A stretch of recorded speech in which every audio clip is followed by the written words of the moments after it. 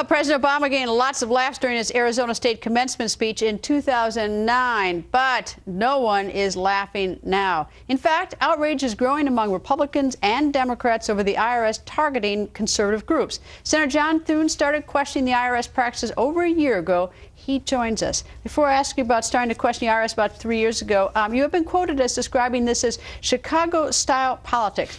I assume you stand by that, but do you have any reason to believe the president knew about the IRS targeting groups before Friday? Well, it's hard to say because we don't know. I mean, obviously, this is something that an investigation will bring out. And the House is going to have a hearing later this week. The Senate's going to have a hearing later this week. But I think the president has a problem here, Greta, whether he knew about this or not, because it feeds into the broader narrative whether it's Fast and Furious or whether it's this report today that HHS is skirting the law by trying to get private companies to publicize Obamacare. There are just so many things that come across to people as abuse of power. And I think this feeds into that narrative. It's the president's developing a bigger and bigger credibility gap with the American people. And that's a real problem for him, whether he had any direct knowledge of it or not. All right, last year you sent 3 letters to the IRS. Did you ever get an answer? To whom were the letters addressed, and what made you send those letters? Well, we sent them to the IRS commissioner, who you heard there in the clip and back in March, saying that they don't do this. March of last year, March of 2012. Not 2 months ago, but 14 months ago. Over a year ago, and we started with a letter in March because there were reports and rumors about this targeting and harassment of conservative groups, and so we asked them in March. We sent another letter in June, another one in August. And in every circumstance, the response came back. They didn't admit to any of this.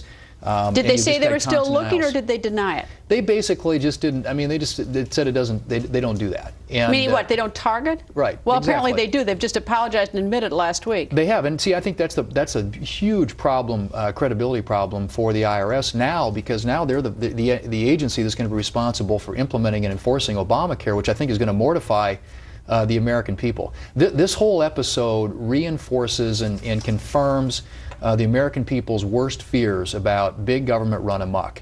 And I think it's a real problem for the administration, particularly on top of Benghazi and some of the other things that are going on out there. I think it's more than big government running amok. I mean, if the IRS is specifically targeting groups, that's more than just like we don't even know what the right hand's doing, what the right hand doesn't know what the left hand's doing. That's more than just a big government. That's something dirty if they're targeting a group. Well, it is, and I mean, and again, it conjures up ideas of, I think, for most Americans, they start thinking, is this a police state or what, when they hear these types of stories?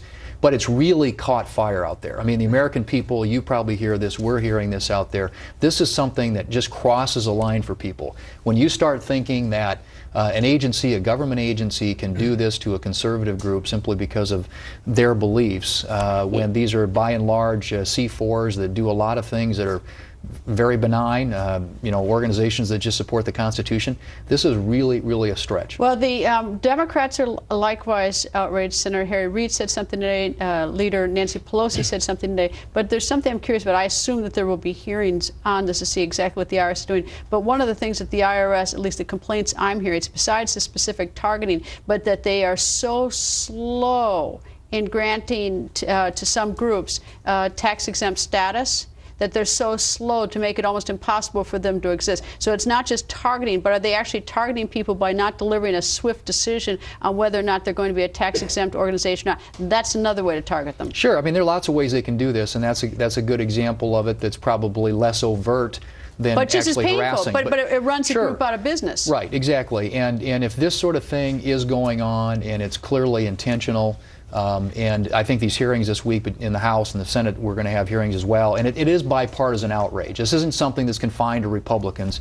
This is something that the American people generally, I think, find outrageous and want answers. Well, I thought it was interesting. Jay Carney said tonight at the White House that all he knows is what he read about in the press. I think the White House ought to get a little more interested in this. I think so, too. And I think today the president finally said it was outrageous. But notice what he didn't do? He said if. He did not apologize. He said if it happened, he must not know that the IRS has admitted it and apologized last Friday. So it has happened. It's not an if situation. Finally copped to it. Yeah. Anyway, Senator, thank you, sir. Thanks, Greta.